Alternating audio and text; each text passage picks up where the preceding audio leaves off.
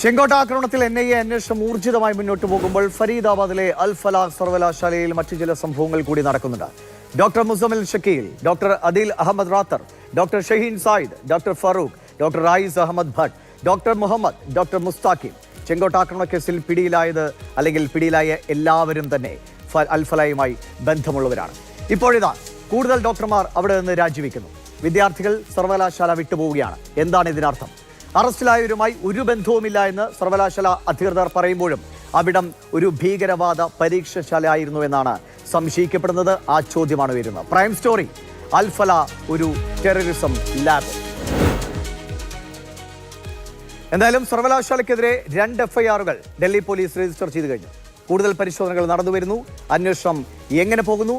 അൽ ഫലാഹിൽ ഇനി എന്തൊക്കെയാണ് കണ്ടെത്താനുള്ളത്? അർജുൻ പീതാംബരൻ പറയും. അൽ ഫലാഹ് സർവകലാശാലയുടെയും സർവകലാശാലയെ ചുറ്റിപ്പറ്റിയുള്ളവരുടെയും ഭാവി പരുങ്ങലാണ് എന്നുള്ള കാര്യം മനസ്സിലായിട്ട് തന്നെയാണ് 8 പ്രൊഫസർമാർ രാജിവെച്ചത്.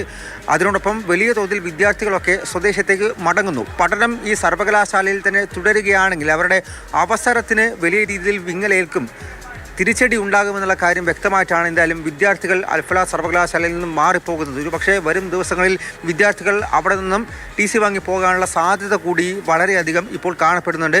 2 കേസുകൾ ഡൽഹി പോലീസ് ക്രൈംബ്രാഞ്ച് ഈ സർവകലാശാലയ്ക്കെതിരെ രജിസ്റ്റർ ചെയ്തിരിക്കുന്നത്. ഇത് രണ്ടും ഒന്ന് UGC അതുപോലെ NAC ഇവരുടെ നടപടികൾ കാരണം കാണിക്കൽ നോട്ടീസ് അയച്ചിരുന്നു. അത് തെറ്റായിട്ടുള്ള പ്രചാരണങ്ങൾ ഈ സർവകലാശാല നടത്തിയത് കൊണ്ടാണ്.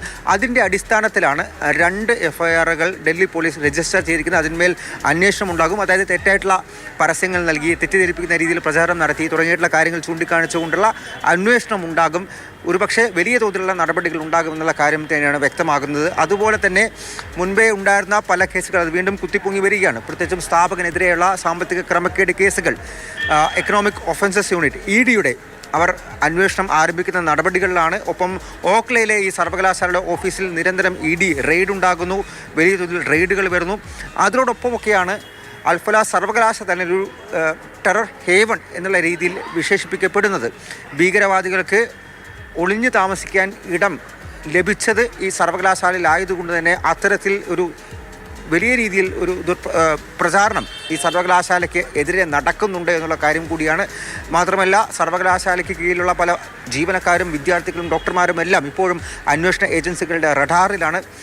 അവരെ ഒരുപക്ഷെ അടുത്ത ദിവസങ്ങളിലെല്ലാം തന്നെ വലിയ തോതിൽ ഇനിയും ആളുകളെ ചോദ്യം ചെയ്യാനുള്ള സാധ്യതയൊക്കെ നിലനിൽക്കുന്നു. ഒപ്പം ഈ ഡൽഹി സ്ഫോടന കേസിലും നിലവിൽ അൽ ഫലാഹ് സർവകലാശാലയിൽ ജോലി ചെയ്തിരുന്ന ഈ ഡോക്ടർമാർ അവരെ ചുറ്റിപ്പറ്റിയുള്ളവരിലേക്കെല്ലാം ഇപ്പോൾ പരിശോധന നടക്കുകയാണ്. അങ്ങനെ ഈ ഫരീദാബാദ് മൊഡ്യൂളിലെ എല്ലാ കണ്ണുകളെയും തേടി പിടിക്കാനുള്ള അന്വേഷണം വ്യാപകമായി റെയ്ഡെല്ലാം തന്നെ നടക്കുന്നതുകൊണ്ട് സർവകലാശാല ഇപ്പോൾ ദിനം പ്രതി ഓരോ തിരിച്ചടികൾ നേരിട്ടുകൊണ്ടേയിരിക്കുകയാണ്. ഡൽഹിയിൽ നിന്നും അർജുൻ പീതാംബരൻ, മാതൃഭൂമി ന്യൂസ്.